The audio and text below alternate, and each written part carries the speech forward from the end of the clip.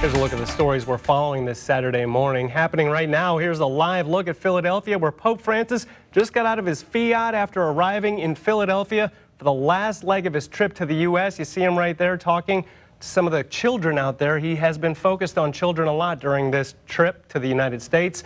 He's going to lead a public mass a little later today with as many as 1 million people expected to be there to hear his message.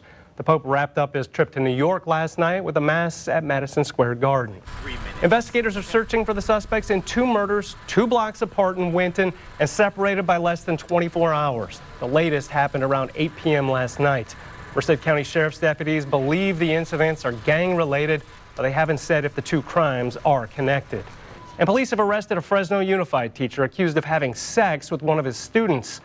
46-year-old Darren Clausen was taken into custody Thursday night. Investigators believe the English teacher had a 2-year relationship with the minor who was 15 years old at the time it began.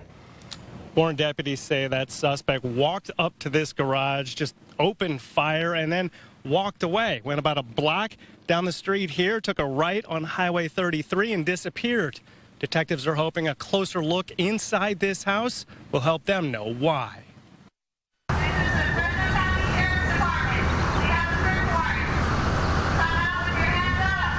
Deputies approached this Mendota home carefully hours after gunfire injured one of the residents and killed a friend. The house now empty. Investigators searched inside the home and the garage where a suspect fired at least 2 shots. But clues were in short supply. We're treating it as a homicide right now. We don't know what the factors are behind that. Detectives didn't find guns or drugs inside the home, but around back they spotted marijuana plants, some fully mature. Deputies say Brian Cervantes was killed, and a woman who identified herself as his girlfriend collected his bicycle from the home. He was 21 years old, and his girlfriend tells me he was just in the wrong place at the wrong time. Detectives questioned the girlfriend, and they say they now know some of the people with whom Cervantes was in contact in the days leading up to his death. Live in Mendota, Corin Hoggard, ABC 30 Action News. Warren CHP is investigating the employee for ripping off taxpayers for 4 years to the tune of more than $12,000 in fake travel expenses. And Action News may have caught her on camera right here in Fresno during one of her phony out-of-town trips. As Congressman Jim Costa cut the ribbon marking a new open segment of Highway 180, Caltrans administrators joined him on the scissors and in the audience. Action News cameras caught one of those managers in the crowd here in Fresno. But even when she attended a ribbon cutting, her expense reports say she wasn't here at all. In a search warrant I uncovered, investigators say the manager claimed she traveled to Sacramento the same day and asked the state to reimburse her. They say calls on her work phone also show she was in Fresno when she claimed to be out of town. And her key card was used at the Fresno Caltrans offices on other supposed travel days. The discrepancies add up to thousands of dollars in fraudulent expenses. It's appalling to see activity like this and attempts to embezzle money from the state coffers when we're so short now. We're not identifying the suspect because she hasn't been arrested or charged with a crime. But her LinkedIn profile shows her career at Caltrans ended last month, just as CHP investigators served the warrant. ABC 30 legal analyst Tony Capozzi says the evidence against her looks strong, but there may be some explanations of the bogus expense reports. It may have been filled out by an administrative person. She may have just signed it, not paying attention to the dates. And this may all be a big mistake. State records show the woman earned a 6-figure salary just last year, but temptation can reach even the highest levels, Capozzi says. He suggests each state agency should pay inspectors to prevent this type of crime. It may cost some money to have someone like that, but in the long run, it may save us thousands, if not millions of dollars.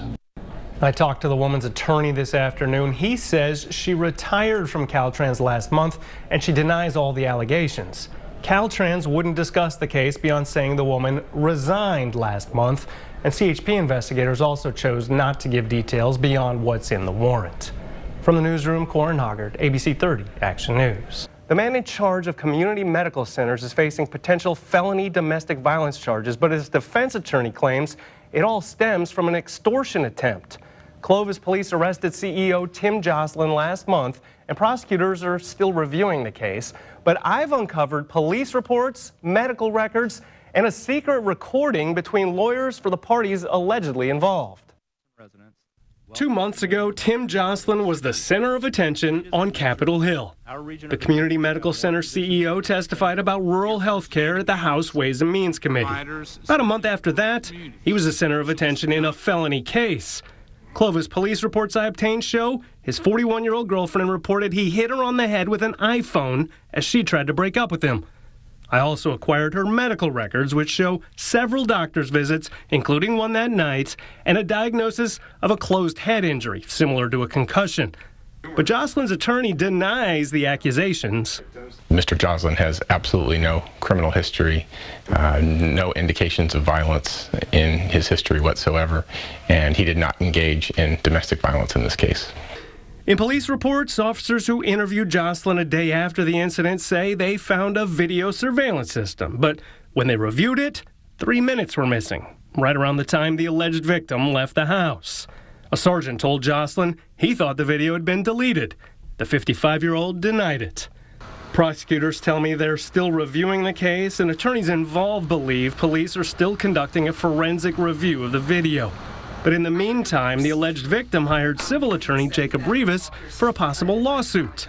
He sent this letter offering to discuss a resolution of both the civil and criminal cases, a letter he calls a typical demand letter in a civil case. But Jocelyn's criminal defense attorney Jeff Hammerschmidt interpreted it as extortion, and he then secretly recorded a phone call with Rivas. She's willing to settle the claim for $300,000, okay? Okay. And in exchange for that, she won't testify.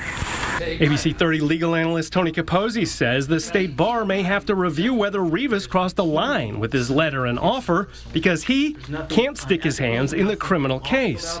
But he says Rivas and Hammerschmidt both seem to be looking out for their clients' best interests.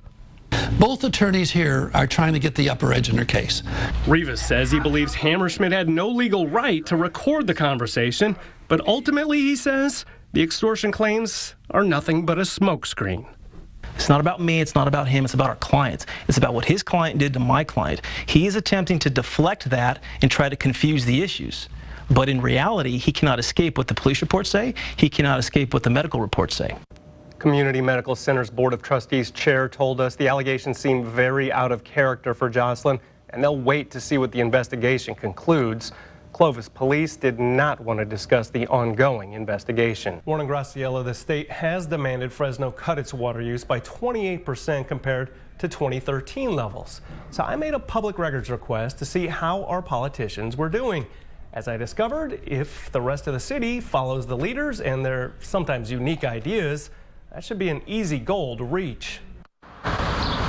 This is the house, and this is the lawn that in 2013 used more water than any others owned by elected officials in the state of California. So I had a big, obviously, sinkhole right there, and it was literally just flooding this whole back area right here. Fresno Councilmember Oliver Baines had just discovered some major leaks before findings from the Center for Investigative Reporting soaked him in water wasting criticism. 2 years later, he's using less than 1/10 the water, and that sinkhole is about the only lush green piece of his lawn. I think that it's the reality of where we are. And I think we've all had to adjust our perception. From Mayor Swearingen's lawn to Councilmember Lee Brand's and all across the city, brown is the new green. My public records request revealed every elected official in Fresno has cut water usage by at least 38% since 2013. And letting their lawns suffer is just the beginning. I don't let the faucet run while I'm shaving. I don't let the faucet run while I'm brushing my teeth. Paul Capriolio's bathroom conservation is even more complicated. If I take it, put it under the shower on the shelf, flip it on, and then just... The pool stays full, but the lawn can't match its color. I'm proud to say that District 4 has probably more brown lawns than any other district in the city of Fresno. And that sounds weird to hear. It's weird to say, and but I think it just represents the commitment of the citizens of Fresno. Now, a couple of the politicians are still using about twice as much water as the average customer, although they do have larger lots and bigger families. We didn't want to bog you down with too many statistics here, but if you're like me and you love to look at numbers, you can find out who's using how much by going to our website at abc30.com. You'll see the calculations I used for this story. You'll also find the city's response to my public records request and whose information they refuse to give me. From the newsroom, Corin Hoggard, ABC 30 Action News. Next on Action News, 2 more days with the Pope in the U.S. The special Philly family scheduled to meet him today. Plus 2 murders in 1 day in a small North Valley town. A single thread may connect them.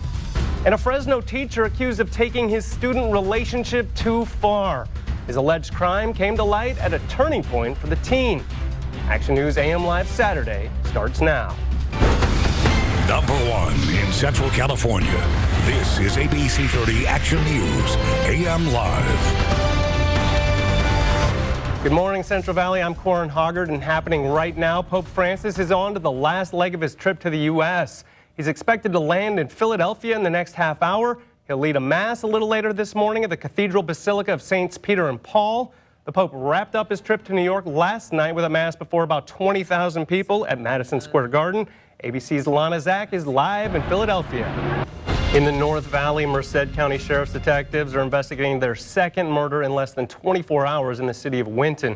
The latest shooting happened around 8 o'clock last night. When deputies arrived, they found 21-year-old German Gaspar dead and a second victim, a 14-year-old, suffering from a gunshot wound. Early Friday morning, another man was killed in a shooting just 2 blocks away. Deputies believe both shootings involve gang members, but they're not sure if the shootings are related. There's been a comprehensive investigation that has been launched into the details of tonight's shooting and early this morning's shooting. We're not able to release if the 2 shootings are connected. However, as the investigations do progress, we will be able to release that information to the public. The 14-year-old victim was taken to the hospital and is listed in serious condition.